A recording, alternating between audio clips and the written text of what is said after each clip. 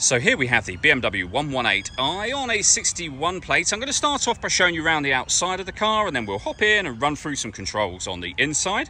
From the outside, you can see it's a two-door car with alloy wheels. We're going to start off inside the boot first of all.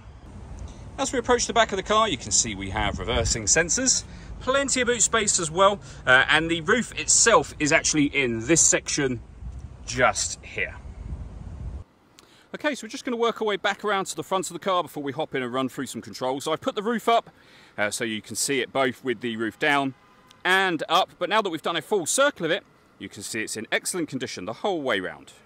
Just briefly before we climb in, I think it's well worth seeing the interior from this exterior point of view. There's plenty to run through on the dashboard, so let's hop in and we'll do that now. Okay, now that we're inside the car, we're going to start with the dials. On the left-hand side, we have the speedometer. On the right-hand side, the rev counter and fuel gauge.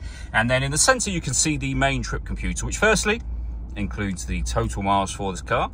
There are 66,365. Also in that section, it will show you what gear this car is in. It's an automatic, so we, of course, are in park at the moment. If we back out to the steering wheel, we have phone and stereo controls available up here. And then over in the center, the main screen for the car, which, amongst other things, is where you will find your satellite navigation. All of the movement on the screen is done using the iDrive system, which is essentially this dial and the collection of buttons that surround it as well. So you can go to the main menu from here, you can access your nav, telephone, CD player, and your radio, or, as I say, simply use the dial. So if we go to the main menu, and then rotate the dial.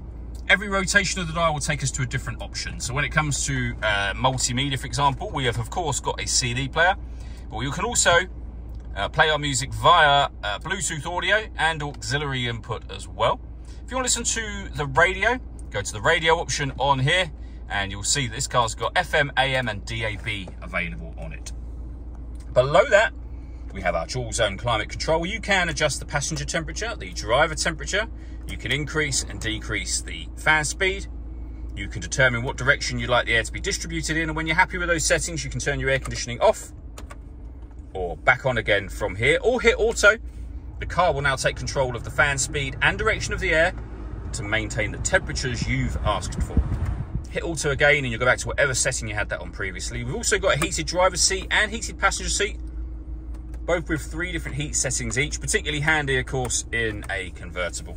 We have our CD player, the volume for the stereo over on that left-hand side. This button opens the roof and this one closes it, and I'll show you that working in just a moment. We then have the gear lever for the fully automatic gearbox. Okay, so if I push the button to open the roof, you'll see the first thing that happens is all of the windows go down simultaneously. The roof will then fold into the tailgate once it's opened, which it's doing now. The whole operation itself is actually very quick, as you'll see. You can take your finger off the button once that tailgate shuts if you wish to. If we don't, which I won't on this occasion, you'll see that all of the windows will go back up again afterwards. All that leaves me to say is thank you for taking the time to watch this video. If you'd like to come and see the car for yourself and have a test drive, please feel free to give us a call here at Glenbourne's. We'd love to hear from you soon.